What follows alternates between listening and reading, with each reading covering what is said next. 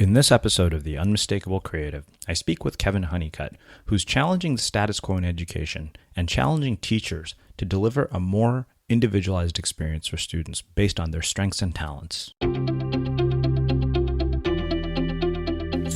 I'm Srini Rao, and this is the Unmistakable Creative Podcast, where you get a window into the stories and insights of the most innovative and creative minds who've started movements, built thriving businesses, written best-selling books, and created insanely interesting art. For more, check out our 500-episode archive at unmistakablecreative.com. Kevin, welcome to the Unmistakable Creative. Thanks so much for taking the time to join us.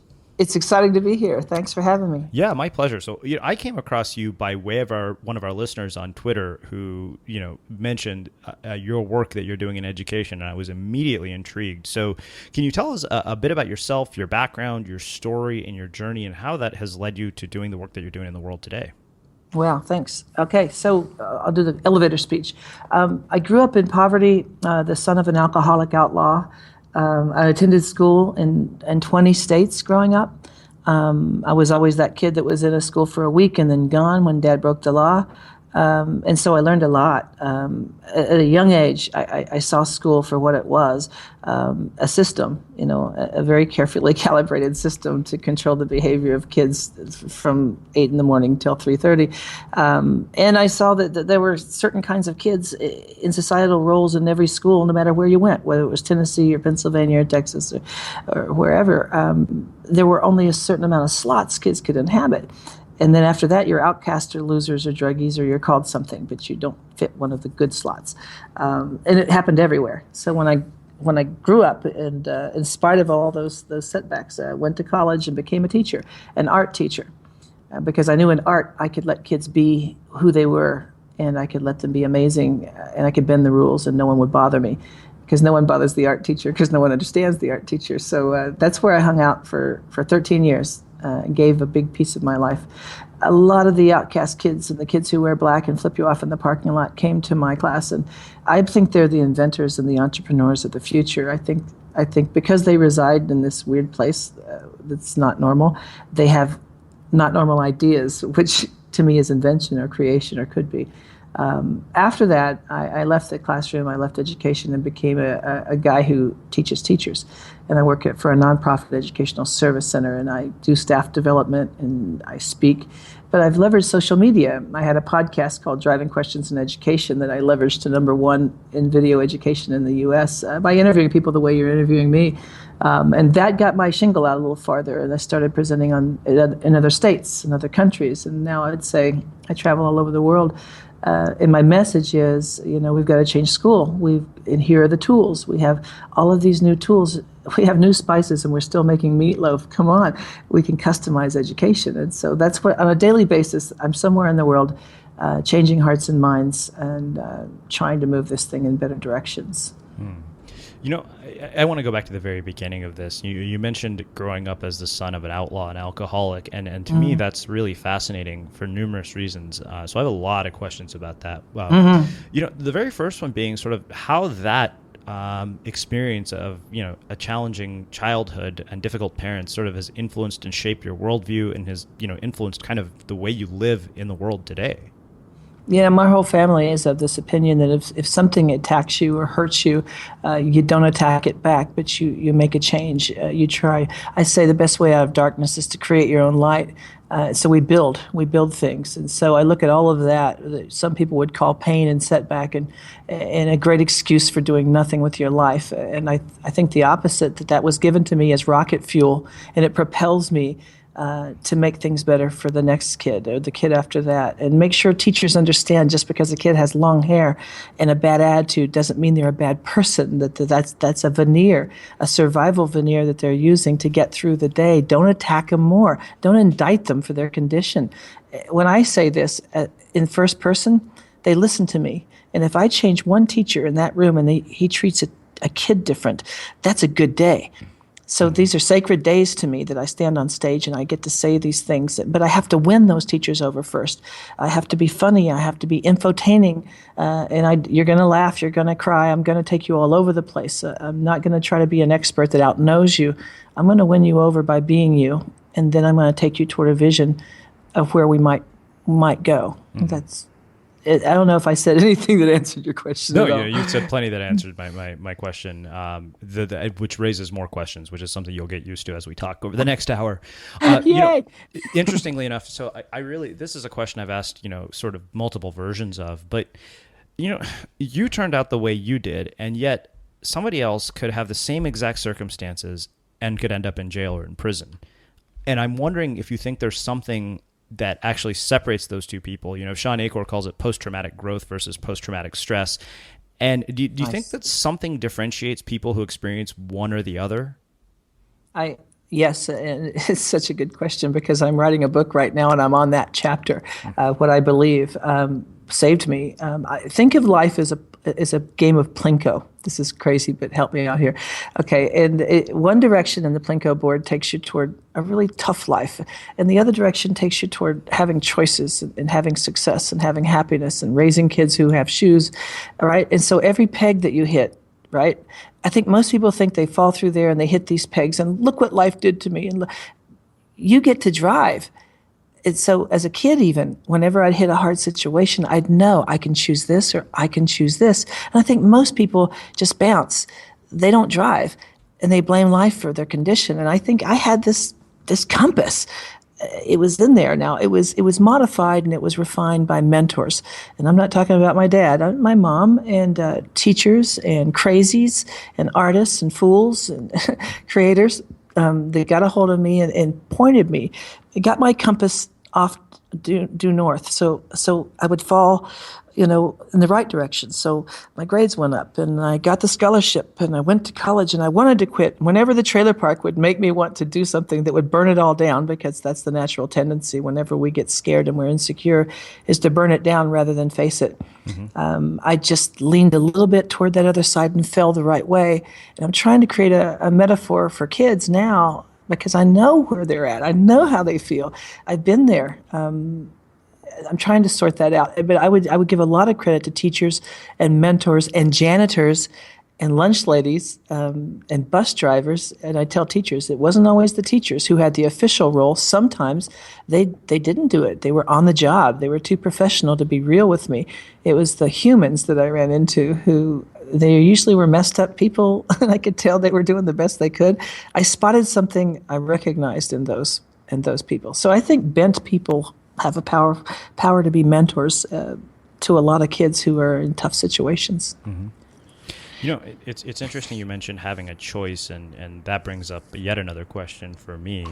And this is something that I've asked one or two people on the show. When we get into a difficult situation or something that really can be challenging or painful, you mentioned the choice, and somebody said, there's a space between stimulus and response. I believe it was Viktor Frankl that gives us the opportunity to choose whether we suffer or not. And I'm wondering, one, how do you develop the capability to pause in that space? Because I think that for so many of us, that response is almost instinctual. Like it's right. Such a gut level, visceral, immediate reaction. I know it is for me when something tough happens. It's like, oh shit, I need a drink, or something, whatever it is to numb whatever I'm feeling. And I'm really, really curious throughout your life and throughout all these experiences, how you have sort of cultivated dealing with that space between stimulus and response. That is such a good question, and I love that, and I hadn't heard that about that space before. I would liken that to either having a gasket or not having a gasket. When you're putting together a joint on metal, if you put in a grommet or a gasket, there's some play in there in the motherboard so it doesn't get destroyed with vibration. But if you don't put a gasket in there, the first vibration can break the motherboard or chip something crucial in the electronics. So my gasket, whenever a situation happened, that stop and breathe moment is a lens that I see the future through. And I know, here's what I started regarding. As I watched my dad destroy our lives, I started thinking, as a fifth grader, he wasn't always like this. There was a time when he made a choice, and his genetics took him down a road. And he made that choice when he was 16 or 17, but what he did was throw away the future for all the people he would ever love. So he didn't have a lens of the future. He didn't regard the kids he didn't know he would love yet, or the wife that he didn't know he would abuse yet. He threw all that away. So I added that to my little bag. And when someone said something to me and I could make a choice, I would think about all these kids I didn't have yet and these people I didn't love yet, and I cared about them. I regarded them as if they were already there. I thought about that a lot. Now, that's one piece. The other is I married a woman who was patient enough to stay with me and heal me and reflect me back to me, and strong enough to not let me win. And I've been married 24 years, and I give her huge credit for letting me grow up. She will tell you she's been married to 3 men in our marriage, and they're different men. And this last one she likes the most. I've evolved through these crazy iterations. And the funny part is that I don't remember some of those previous lives. This is going to sound flaky, but it's like my motherboard. No, my RAM had to clear for that new me to move in and inhabit the reality of mine. It was fits and starts, because in one generation it's hard to come up from poverty and abuse and change. I never hit my wife. I corrected the bad things, or I tried to, and statistics will tell you that rarely happens. Most abusers abuse, but not me. But I thought about it every day. Every day I had to make a choice not to be what I came from, and I wanted my kid to not have to be that too. So I guess thinking about the future and caring about that, and that's part of my book too, is young people don't think always, if they thought about the future, they'd make different plans. But life is a movie. It's about me, and if I die, the movie's over. So they think in the moment. But I think successful people have to pre-think, preview, plan, picture the life you want so vividly that you can move into it. And if you can't see it with perfect fidelity, then your real life is the one that will always pull you back, because you can see that one. Does that make sense? It does, which actually takes me into another question. And I love this idea of that stop and breathe moment as a lens into the future. I heard my business partner, Greg Hartle, say in a talk that he gave that, in order for something to begin, sometimes something else has to end, and you have to let that thing go. And I've struggled with that in numerous areas of my life. But what I'm really curious about, you mentioned if you can't necessarily see it clearly, can we develop a capacity to actually learn how to see the future and at the same time sort of maintain our balance of living in the moment and not letting the future become a source of anxiety, but something that we look forward to? Is that a totally convoluted and crazy question, or does that actually make sense? Actually, you just described where I live every day of my life. I fish for the future while staying in the boat of the present, and I use tools for this. I pan for information gold using all kinds of digital tools so I can let the world bring to me what might be next, and then I juxtapose the inventions of the future and the inventions of today with the inventions of the past, put those together and you've got new things. And the fun part of that is like a new color arrives on your palette every day and you can paint new pictures while appreciating the vistas of the past. I'm a fan of history. I collect antique photography, daguerreotypes, tintypes. I'm in love with the past. At the same time, I'm in love with the possibility of the future. And I live in this in-between place. And I think it's okay. It's healthy. I know people who are so fixated on what's next that they almost become addicted to it. They can't wait to be the first one to tweet about the new tool. And the tool itself is fine, but the possibility that a new tool creates, to me, is the interesting thing, especially when you're talking about empowering kids to build futures that no human has ever been able to build before. That's a fun place to be. So we know a lot of you have been listening to us for years, and it means the world to us. What we do here at the Unmistakable Creative wouldn't be possible without the support of our listeners. If the podcast has been valuable to you, one of the best ways you can support us is to subscribe to Unmistakable Creative Prime, which gives you access to transcripts, all of our courses, monthly coaching calls, live chats with our guests, and an incredible community of creatives. And it costs less than you spend on a cup of coffee every month. For the school teachers and people in our education system, Prime is completely free to help you with this transition to teaching online. We've packed it with a ton of value and actionable content, and we hope you'll check it out. Just go to unmistakablecreative.com/prime to learn more. Again, that's unmistakablecreative.com/prime.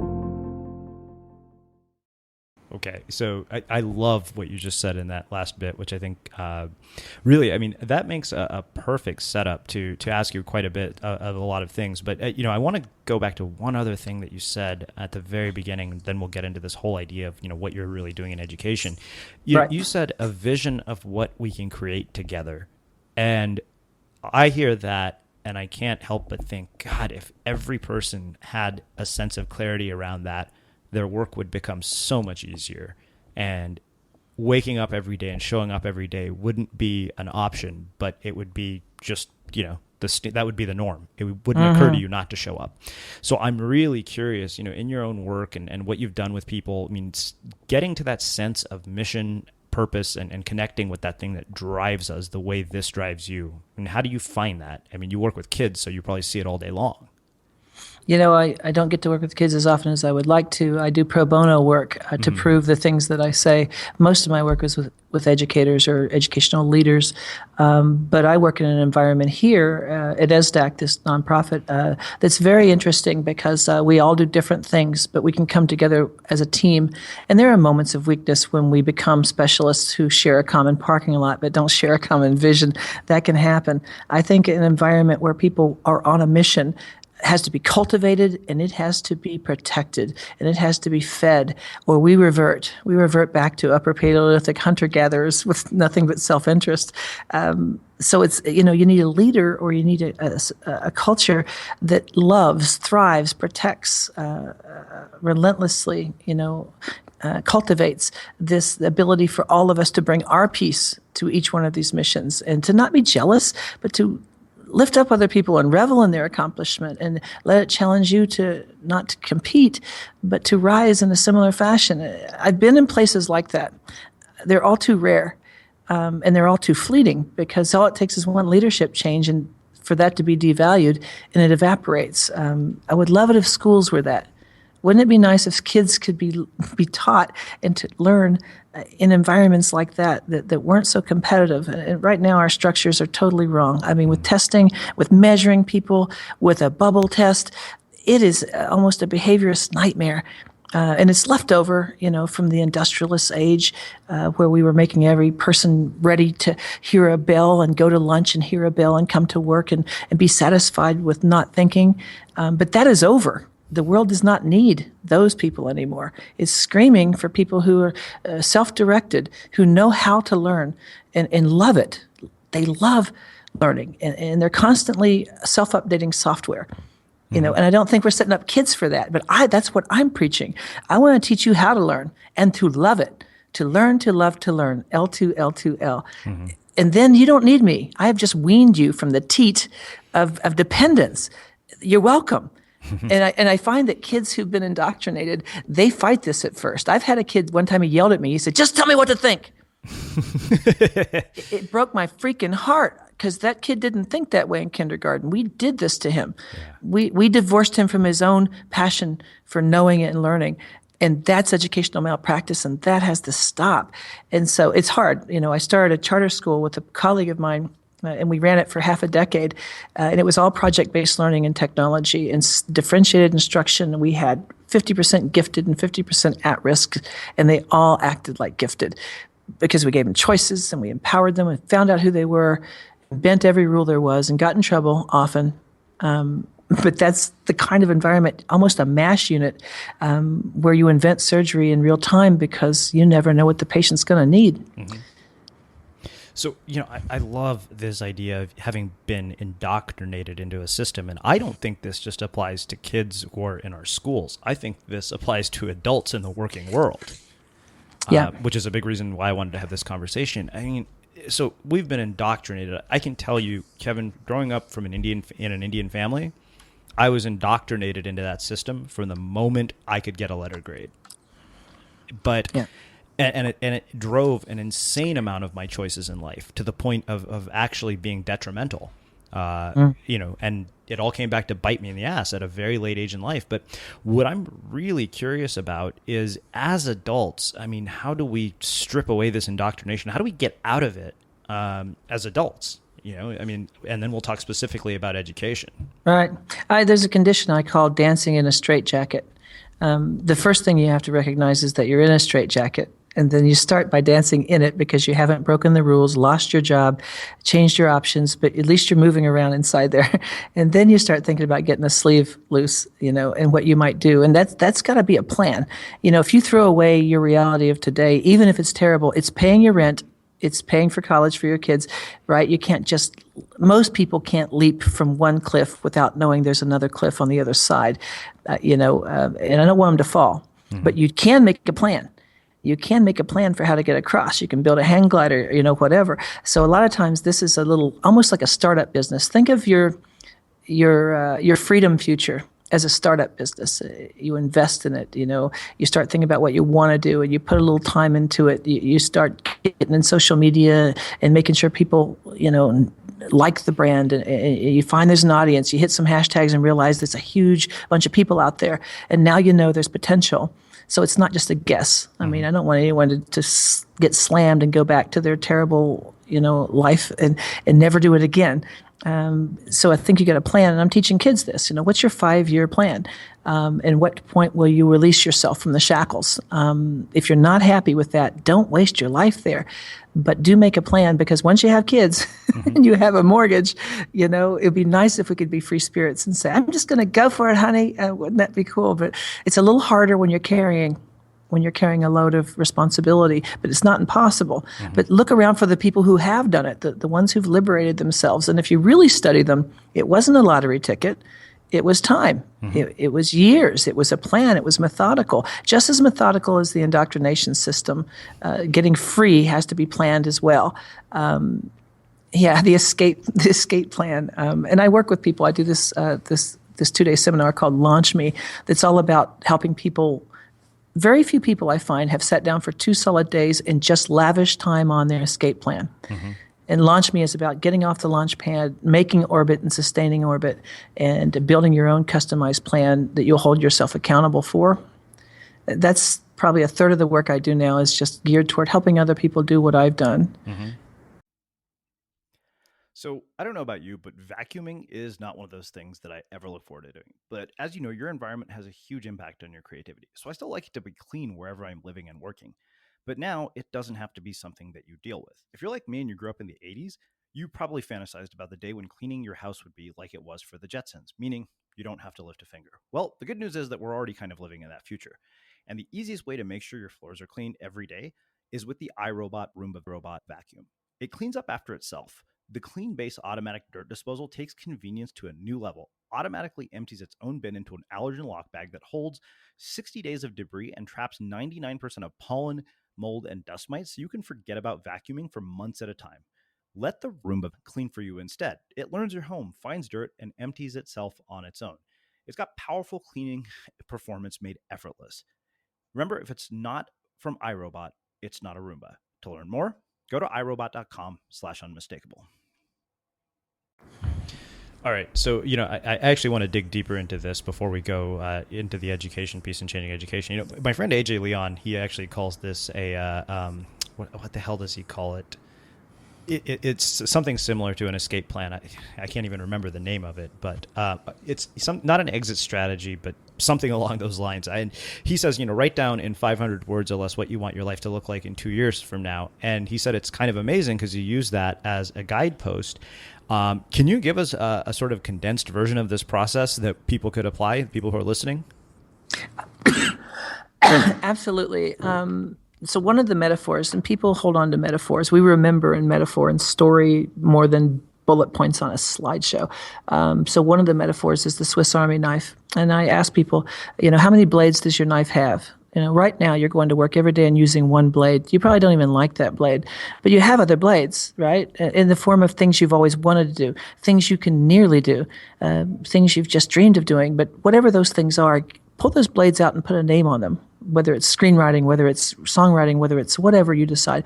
Okay, so now here are these 5 things I could be doing, right? And then you start focusing on those things and say, how can I get that to happen? Puzzling over what those things could be for you. And it's really important to pick things that you can really do. You don't want to say, I'm going to be a songwriter and be in Nashville. If you're tone deaf, you got to pick carefully. I know I'm not going to have a top 40 hit, but I might write a song. So you got to be realistic about those things. But at the same time, most people live a life with their volume turned up to 7, and they don't even know 10 is there. They're so close to there. If they just trust themselves and move fully into who they are and bring who they are to their work. Heck, the job they have might evolve if they did that, but they're doing work like they saw someone else do it, like they're reading someone else's script. But if they would take their narrative, their passion, and make a plan for bringing it to their work, I think their work could become their life's work, something they're proud of, something they want to do. I have people in my sessions cry because they never thought about it. They just never trusted themselves to, your narrative is important.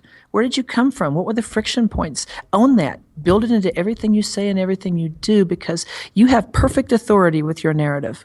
Who can compete with you at being you if you trust you? The safest place to be on stage is in character, and you should be the character, not someone else. Does that make sense? Yeah, that makes sense, and it's just beautiful. Well, let's do this. Let's shift gears and let's really start getting into the work around education itself. Kind of, what you see as the future of education. What is wrong with the system today, and how we're going to fix all of this. Big question, I realize. There's a book I'm fond of reading that no one ever reads when I tell them to, but I think they should. It's called The Underground History of American Education, written by a man named Jonathan Taylor Gatto. And he was a Teacher of the Year in New York City schools for several times, and he was an amazing teacher, much lauded, and then much vilified. He was always on the verge of being fired for the amazing, great things he was doing. And at some point, he finally retired and started writing op-ed pieces for the New York Times and wrote this book, his treatise, The Underground History of American Education, which takes you back in time to colonial America and brings you forward and tells us how we got the system we have. This is worth reading. It's a very long book, and if anyone reads it, please email me, because I want to talk to at least one other person who made it from cover to cover. I read it twice. I got to the end of it, and I started over immediately because I was part of that system. And the hair stood up on my arm in moments in the book when I thought, oh my gosh, I helped with this. Because this system we designed was over 100 years old, and we're still doing much of it exactly the same way. And there was a committee of 10 that met, I believe Harvard, over 100 years ago, and decided what we would teach. And we're still teaching most of that. Okay, that's a problem. That this system of ours has not evolved to meet the needs of this world of ours. And it's like we're sitting in pit row, and all the NASCAR cars are going boom, boom, boom, boom, boom. And we're just talking about changing, talking about it. We're not doing it. So I'm worried that the world is moving at a certain speed, and education is just moving at glacial speed. And if we don't hurry, the world's going to go around education. It's so easily doable now to build, an education for your kid at home. There are all these amazing opportunities and places to learn online now. The only thing protecting us is the fact that we need two people to work to make a living in this country. But I want schools to get in a hurry to customize, to start looking at every kid and building what they need. And it's not impossible. In the old way, we had to do it this way. It was custodial care, 25 kids, an hour at a time, sitting in hard chairs that disinvite you and punish you. It was punitive. Everything about the educational system, accidentally punitive. I see the same environments in many schools that I see when I teach in juvenile detention in lockup. There's nothing friendlier in schools than lockup. The same sort of, we're so fair, it's unfair how fair we are. We all get the same light. Look at the lights above your head. If they're fluorescent, look at them. They're so democratic. No one's special. No one even gets a shadow in this room. It's all adequate, but not great. And we're building great kids in these adequate environments. We can do better than that. I don't think it has to cost money. I think if we bring creativity to the environment and let kids be the stars of their own learning, let them be something. A fifth grader in Oregon said this to me. I'll take your test. We'll do what you say. Please, God, just let it matter. It broke my heart because I thought, damn it, it should. Why can't we let her change the world? She has the power. In fact, she could do it from home on her blog. But in school, we're not anointing that. We're not assigning that. So I'm telling audiences, what are you assigning? What are we giving kids to do with the most powerful learning tools in human history? I say the web and technology prepares a buffet of learning choices for our kids, and we're eating the napkins. Wow. Think bigger. Come on. Mm-hmm. So, God, there's just so much here. This is just a personal question. I absolutely agree that this is something that needs to be customized. There's no question, because people have different strengths that allow them to thrive. I mean, do you think that the way people have been indoctrinated into this system has actually limited the potential of what is possible in their adult lives with their careers? Absolutely. Absolutely. It limits because our biggest problem is that we all went to school and we that is, and we're all experts, but we're not. We're experts of what happened to us, but we're not experts at what could have happened to us. And if we'd think that way, if you thought, what were the chafe points? What were the pinch points? What were the things I resented? Rather than being passive aggressive about that, what if we got proactive about that? What if I demanded something different in the workforce? What if I demanded a different kind of environment where we lift each other up and we don't let people go and become angry dragons of expertise? You know, you got a web guy in the corner who won't talk to anyone. His website is so good, if you can't use it, you're an idiot. And so is the customer. That happens when you live alone in a silo for too long. You know, when we're all in these different cubicles, but we don't come together. And I don't mean once a week for a spirit meeting, you know, with Gatorade. I'm talking every day, an intentional sort of commingling of passions and ideas and reminding ourselves what we wanted. A friend of mine, Wesley Fryer, said this.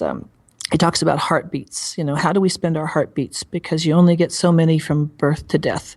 And any that you waste, you don't get back. And if you start thinking about those precious heartbeats that are ticking in our conversation right now, and the people listening are spending them listening to this. So I don't want to waste their heartbeats or mine. I want what I do to matter.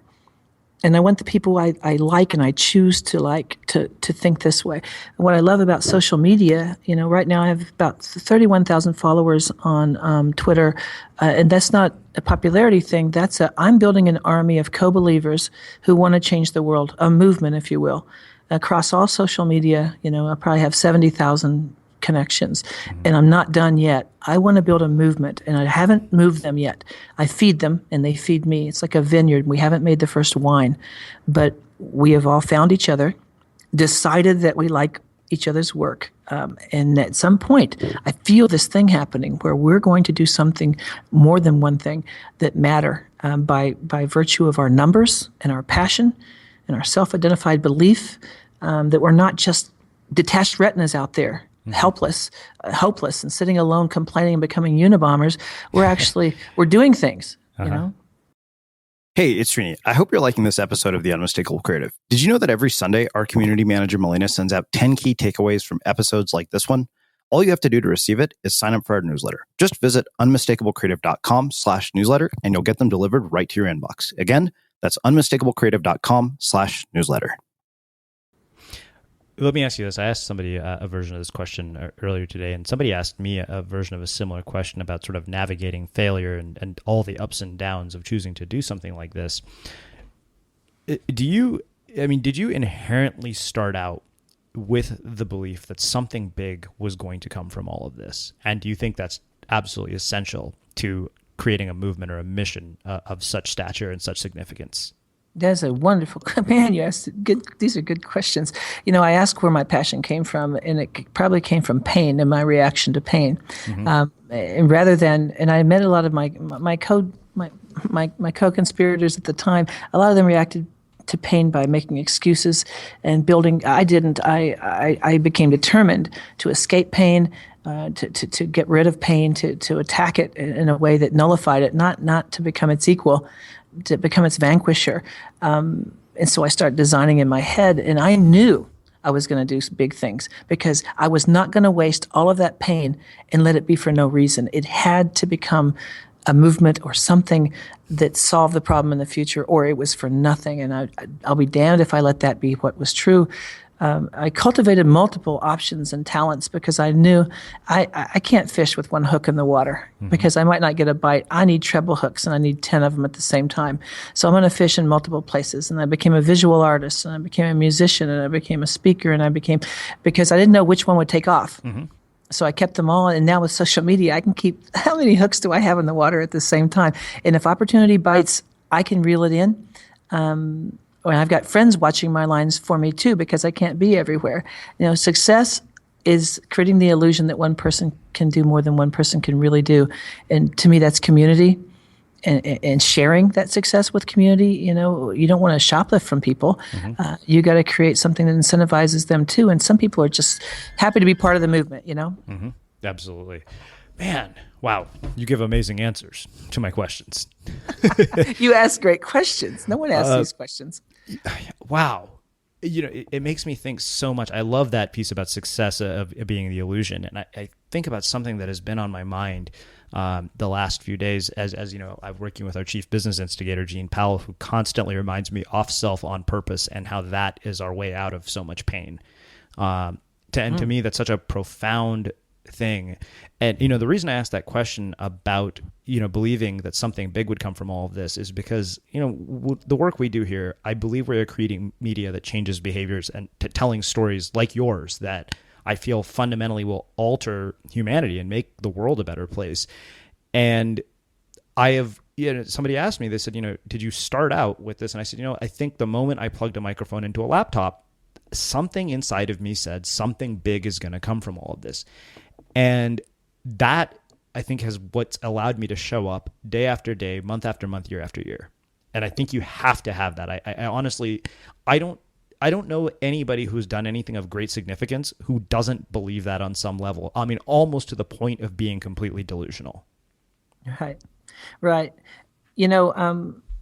There's this thing, I've never talked about this in public, but there's this, when I create, I sort of create this milieu that I fish in, this ether of possibility. And you might call it a muse. Some people would do that, but I sort of, it's somewhere between dream and awake. And Rodolfo Linus is this wonderful cognitive scientist who talks to me. He's like one of the foremost experts on consciousness and how humans became creatures that call themselves I. He studies the brain and relentlessly. And he says that dreaming and being awake is exactly the same thing, except when you're awake, your senses are turned on. And when you're asleep, your senses are turned in. And so think about dreaming. And by the way, play is like dreaming too. Play is like dreaming.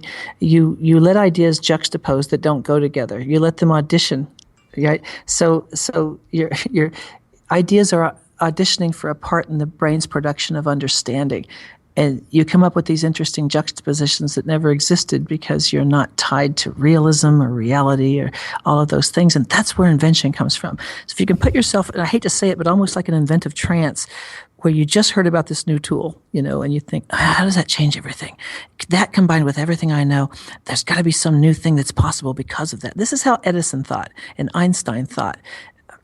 It's how inventors think. But think of the magnitude of new inventions and new things that are happening daily. I've got a Google alert out there on certain key phrases because I'm looking for anything new that happens and I want to know within the hour.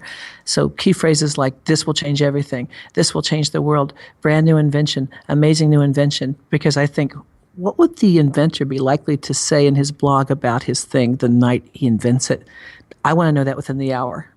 Because if I can see that first and fast, I can make opportunity. And most people don't see the world that way. They build a bunch of channels that come to them and entertain themselves and get lost in their own snow globe of thinking. And I can't afford to do that because I'm guiding kids. Wow. So I guess the sort of big question of all of this really is how do we begin? I mean, and of course, you're talking about taking teachers and systems and administrators and people and getting them to see things in a different way and saying, hey, you know what, we're going to challenge the status quo, even doing it possibly at the cost of our jobs. My friend Kathleen Jasper was an assistant principal at a high school who was challenging the system and getting kids to opt out of testing, which is mind-blowing to watch. And she's done it with a lot of criticism and against a lot of challenging odds. So, I mean, the big question really is how, where do we start? Yeah, you can sometimes measure the quality of a person by measuring the quality of their enemies. To have that bravery. I tell teachers that fear and opportunity are next door neighbors. If you just look across the porch, you'll see that. But the conversational lubricant, that's what I call these things that make people change their minds, is always going to be stories about kids, real things. And I collect these stories through my life, my own personal narrative, and it has power. And the stories of kids that I've worked with, and they all know these kids. Some of them helped these kids, and some of them indicted those kids. I don't point that out. I don't indict teachers. I invite them. Through these stories, I shine a light on stage beside me to what we could be doing, and I invite them into that light. through these stories in a 1-hour keynote. And I've got 1 hour on stage in Auckland, New Zealand, or Shanghai, or wherever I happen to be, 1 hour to change hearts and minds. And that's a powerful assignment, but an amazingly exciting opportunity. I mean, I feel so lucky. And I built this, but lucky to have that opportunity on stage to do that. Because if I change the way teachers think, how many kids' lives did I just change that day? Now, I'm not the only one like me. There's an army of people like me, and I'm connected to them, and we constitute a movement.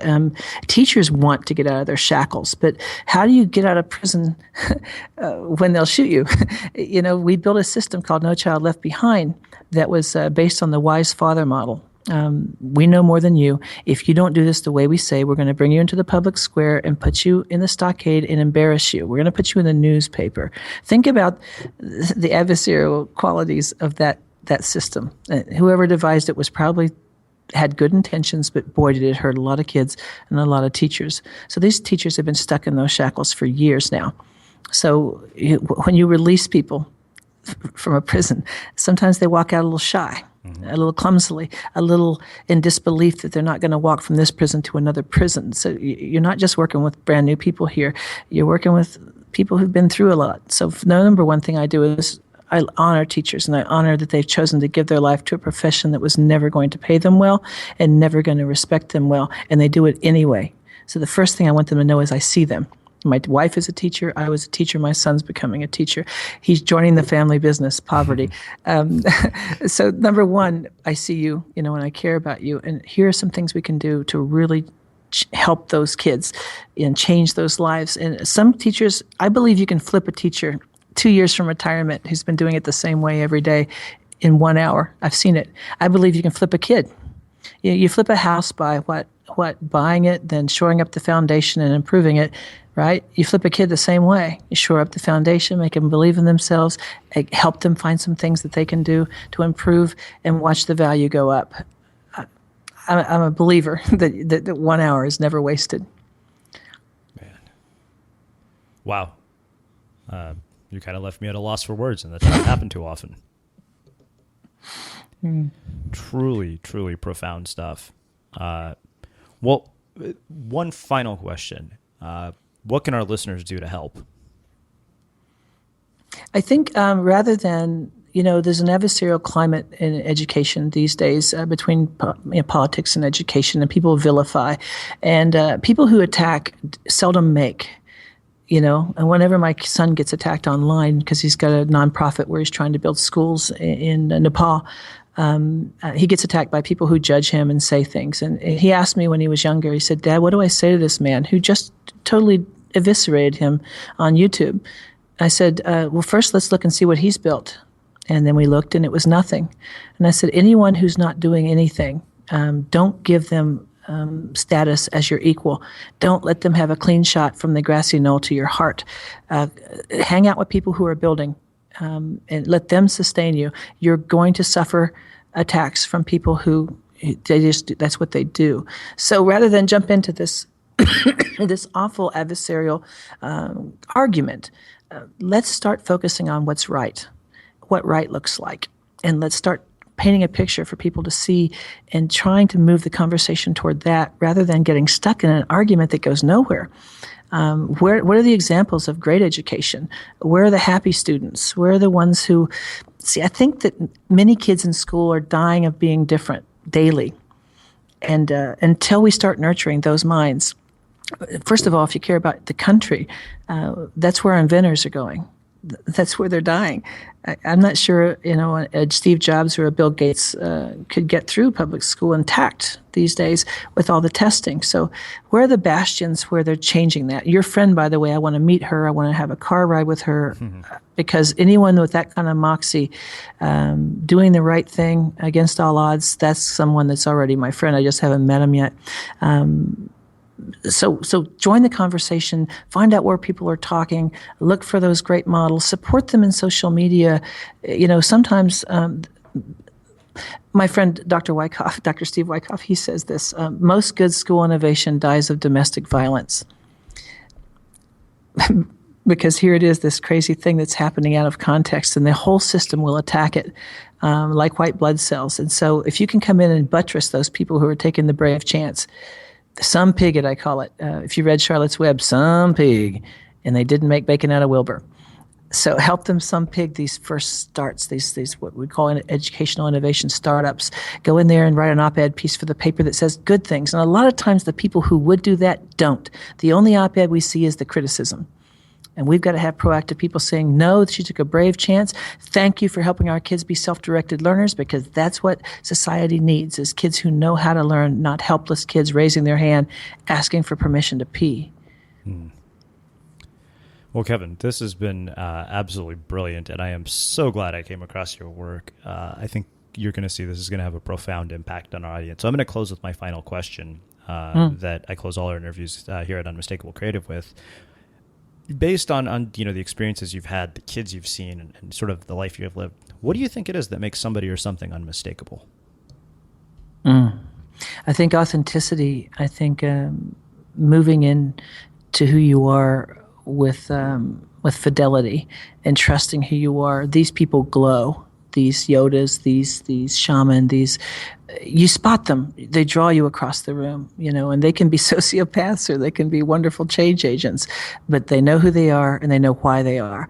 And I'd like our kids to have that same kind of self-knowledge. And when you finally get brave enough to trust yourself, that's when you have power. And hopefully that doesn't happen when you're 80. I want to activate that in everyone. I ask this question: if I win, what happens? If I win, kids win. And I say, teachers, be bulletproof, that you should be afraid of nothing. If you win, kids win. Let that make you a superhero.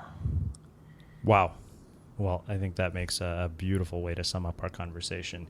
Kevin, I can't thank you enough for taking the time to join us and share your story, your journey, and your insights with our listeners here at the Unmistakable Creative. This has easily been one of my favorite interviews we've done in a long time. It was fun. Thank you. Yeah. And for those of you guys listening, we'll wrap the show with that. Thank you for listening to this episode of the Unmistakable Creative Podcast. While you were listening, were there any moments you found fascinating, inspiring, instructive, maybe even heartwarming? Can you think of anyone, a friend or a family member who would appreciate this moment? If so, take a second and share today's episode with that one person, because good ideas and messages are meant to be shared. 1 in 2 women wear the wrong foundation. Which one are you? Get on the better-looking side of those odds with Il Makiage. Using AI, Il Makiage virtually shade matches you to the perfect foundation. Their foundation has over 50,000 5-star reviews thanks to its luxe lightweight formula. And with 50 shades, there's a flawless finish for everyone. Take the Power Match quiz to find yours at ilmakiage.com/quiz. That's ILMAKIAGE.com/quiz.